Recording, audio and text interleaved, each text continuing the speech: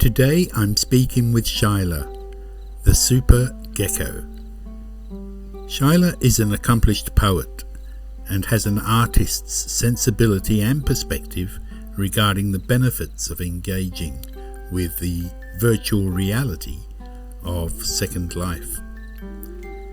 As a disabled person, Shyla has found Second Life a place where she can present herself as she pleases, and she has chosen a non-human form to do so.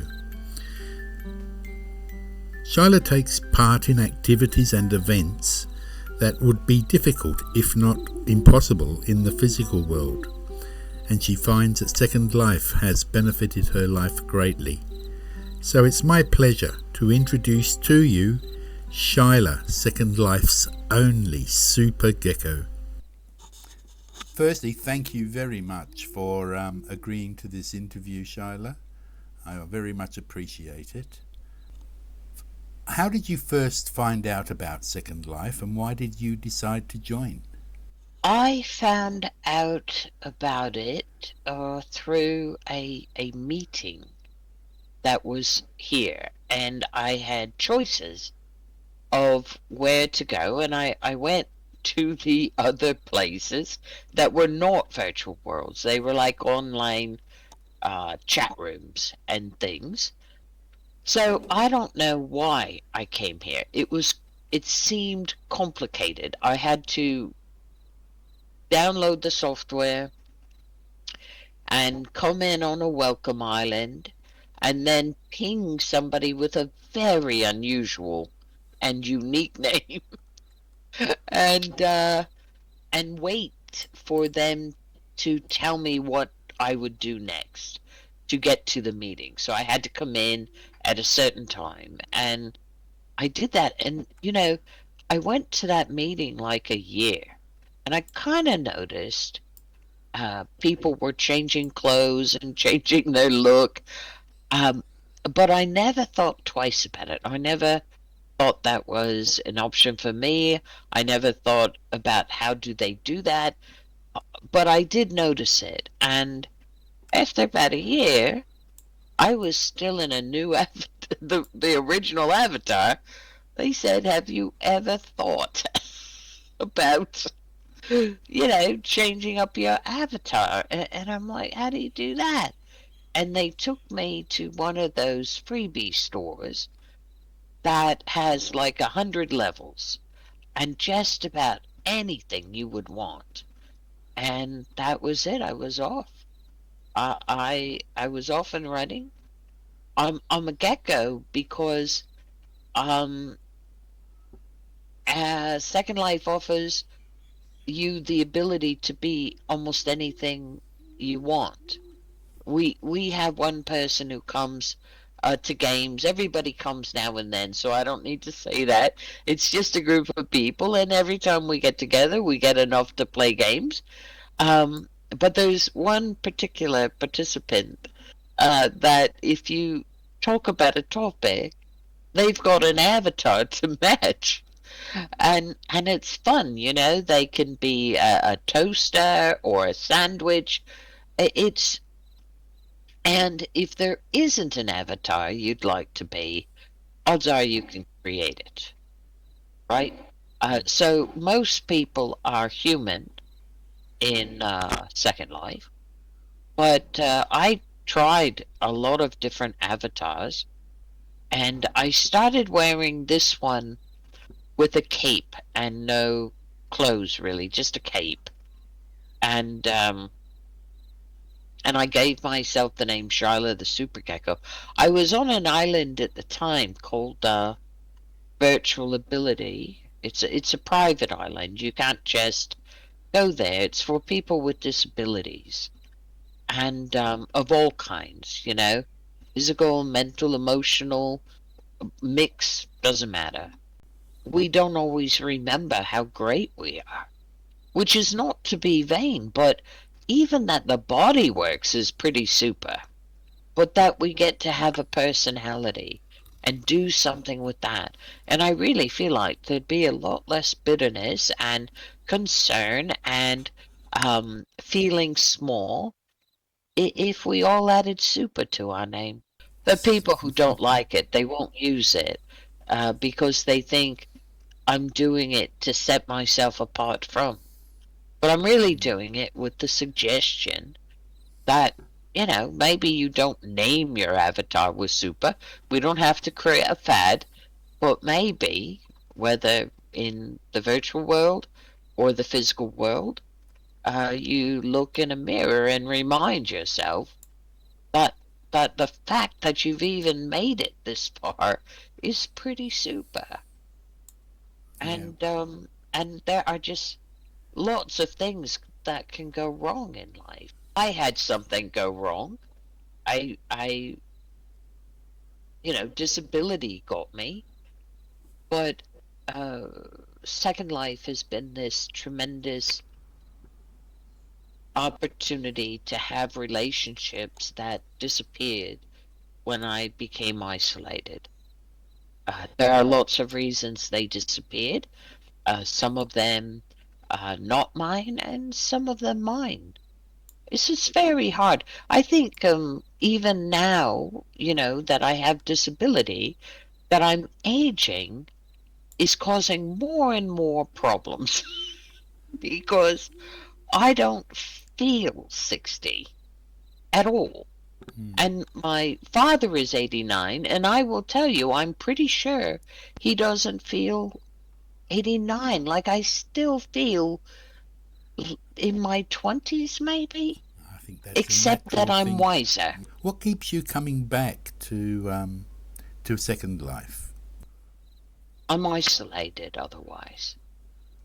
People have said you're part of the screen generate because I'm on all the time. I wake up in the morning, I take care of some things around the house, make myself breakfast, and then I come in here. And even when I'm not paying attention to the screen, I do sit in here because people see me online and they send notes. And when I come back with my lunch or whatever, I can see their notes and say hi.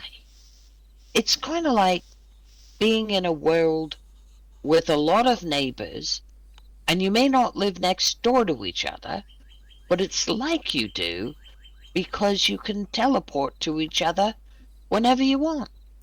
Hmm.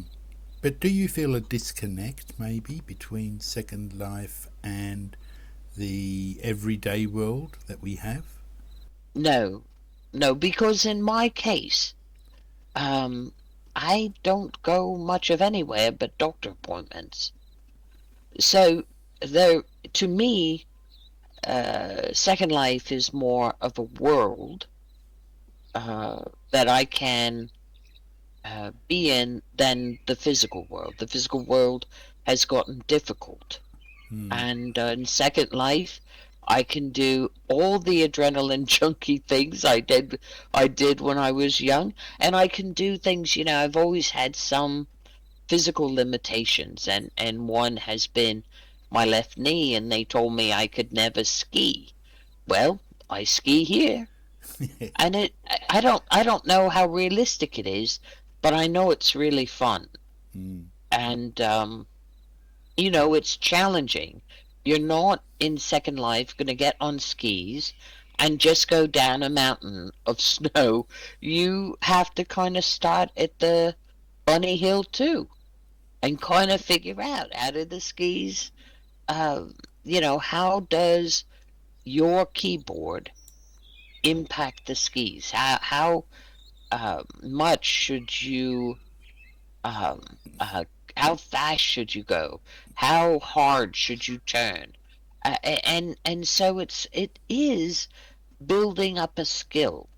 Yeah, It's not always easy, but it's more realistic in that sense. true. I tried Um, surfing doing the same thing, and it's a skill that you get to be able to stay on even a pixel wave. that's right. Yeah, I Yeah. like surfing in Second Life too. Mm. And I think people like seeing a gecko surf. They like seeing the gecko ski. But when the gecko is skiing, it wears a winter outfit with a helmet and you can't tell what I am. You know, I'm smaller than a human being, and I have a tail, but that's How about it. how difficult have you found using Second Life? Well, I walked like a drunken Second Life for many months, you know. So I think that's the key. Have a sense of humor about failure because you're not alone. I think dressing, when I came in, you could dress fairly easily. But when you logged in, the system had to redress you, and sometimes it dressed you with like your pants shooting vertically out of your butt. And there nothing you can do about it but laugh and say that we are pixels here. This is not, me walking down the street in the physical world with pants coming out my butt. But I think what happens is Second Life is such an immersive world that it starts to seem very important to cover up our pixels. Yeah. And and that's fine. I think that's reasonable. Uh, but every now and then you're gonna be naked, not by choice. So I think, and I think also you don't have to script. There's a marketplace with almost everything you could ever want on the cheap, compared to what you would pay in the physical world. I know a lot of women who are in SL for the fashion because you can't buy uh, those clothes in the physical world for less than thousands of dollars. But here, 100 lindens, which I don't know what that is anymore. Maybe 400 linden, maybe at that, but it's $1 or two is what you're talking about. Yeah. Yeah. And the people who are creators, which I am not, I never learned the software to create. But I'm perfectly happy because this bench that we're sitting on is off the marketplace. I found it there. I got it. The marketplace provides more than just a picture. There are prims here. Land impact is really what it is now that they call it, but it's pretty close to prims, and you're limited. So I can't just put out as much as I want, Yeah. right? So I think you learn these things, and what's nice about SL, you have people who just want to cause trouble, but you have them in the physical world. I went through 2 years of these young people knocking on my door and running away. And you have no control over, and that's what I try to remember. This Yeah. is this is not really a lot different Mm. from the real world, except it is easier in the physical sense. But make no mistake, it can be very emotional. And so, there's a sign they used to put out that kind of said, remember behind every avatar is a human being. And it was said to promote kindness. But you know what else? It sets expectations, and you're going to run into difficult people. And the beautiful thing of SL, depending on what you do, um, but if you're just kind of independent and enjoying SL and you have friends and you're having a good time with them, and then somebody just comes in and kind of disrupts everything or does whatever they do, you can keep them from coming on your parcel. Mm. You can teleport away from them. You There's a lot of options for how to deal with difficulties, and difficult people includes griefers and trolls, and it takes a little while to kind of get the gig of it. But what they want is to shock you. So if you just stay kind of calm and unbothered, they go away for the most part. At the Chelsea, we greet all the newcomers. Griefers often use new avatars as opposed to old ones, so people become a little cautious, and that's reasonable. I don't think that's unreasonable. But I run a venue, and we are listed in places for newcomers, and so I always reach out and say hello. If they're a griefer, they you will find out soon enough, or if they're a troll. The difference is griefers tend to be more physical. They're trying to do something with articles or prims that might shut down your parcel or something, and it's annoying, but you'll get your parcel back. You know, that's the good news about Second Life is once in a while things go haywire and disappear. They Parcel usually go being back in the your inventory. parcel being the plot of land. Yeah, block of land of various. They have various sizes, so you can get a big one, a small one. You can be on the water. You can be by horses. Whatever your thing is, there's a place where you can have maybe the retirement that you didn't get to have. Yeah, Does that make sense? yeah. You Would you, can live on a ranch. in respect to retirement and retirement age, would you recommend? Do you think Second Life to the older generation, and if so, why? Well, number one, that's really a very large population of who is in Second Life.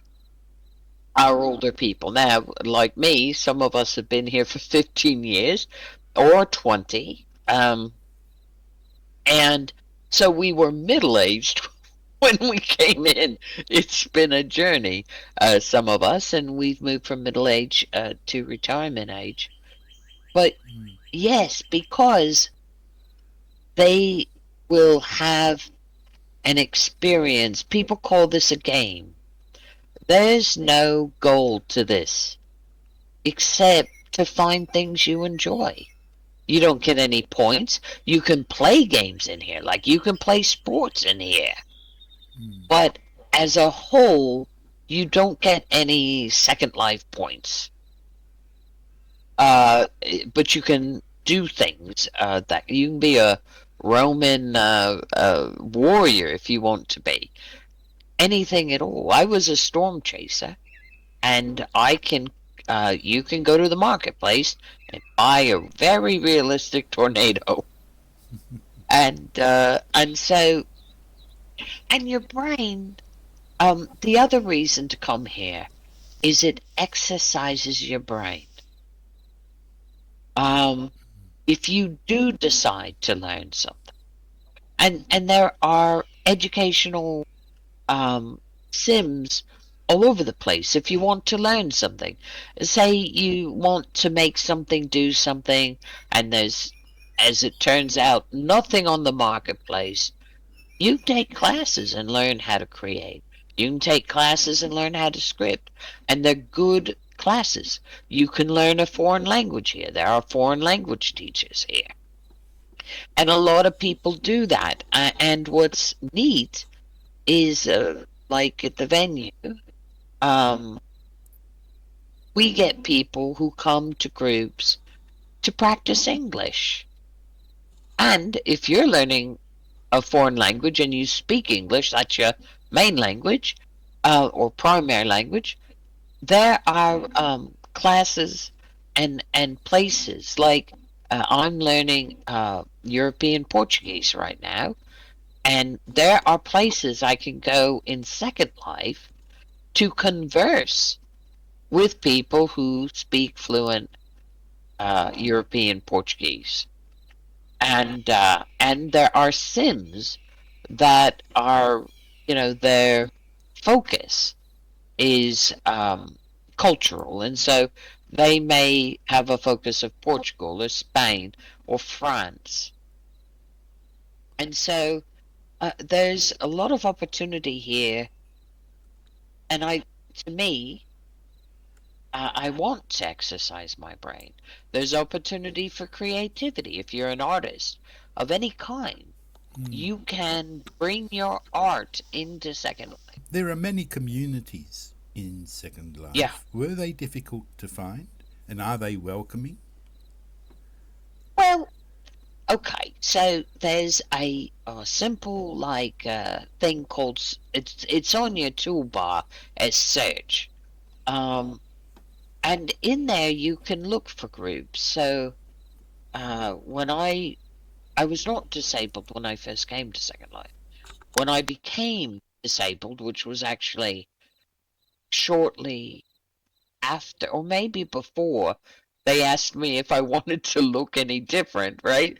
And took me to the freebie place. I think it was slightly before that. And I looked up in the search disability, and I found a variety of groups that address disabilities of different kinds. There were groups for people on the spectrum, groups for people with amputations, groups for people with heart issues. And then there was this one group where I settled, which was kind of all inclusive. Groups for people with MS. Like that, anything you're kind of looking for is either here or you can bring it here. And there are enough people that if you create it, people will come. It's slow to build maybe because it's getting the word out and everything. But if you want to do something that you think isn't here, you can get a parcel and do it. Yeah.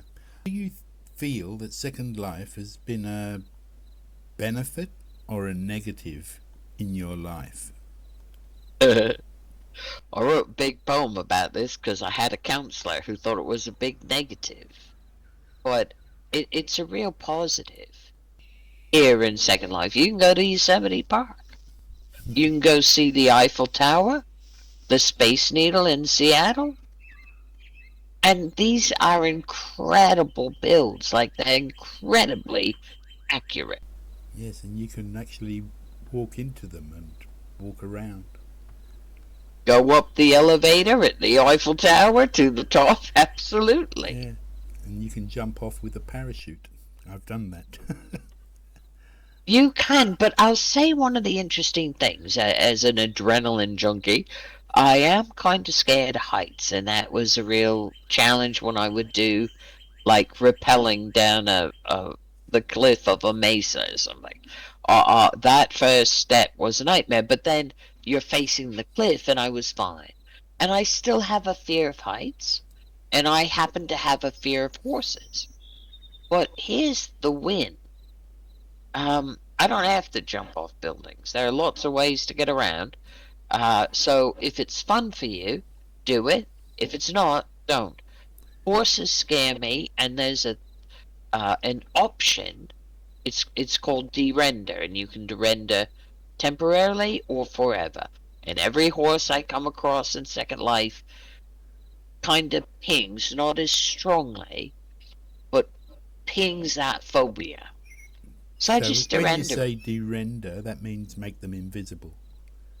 Yeah, they disappear. You don't see them. Yeah. They don't get in your way. They don't exist. You can do the same. Like some people are sensitive to bright lights or flashing lights. So you can turn off a lot of the things that flash, and it's. I have a psychedelic room because I wasn't allowed one when I was a teenager or a young adult. I couldn't afford one, so here in Second Life, I finally got to have my psychedelic room. We had a big groovy psychedelic party up there, and it's just fun. it's a fun thing to do. Well, thank you very much, Shyla, for sharing your thoughts and part of your story with us on this channel. I do appreciate your time for it, so thank you very much. Well, my pleasure, and thank you for thinking of me.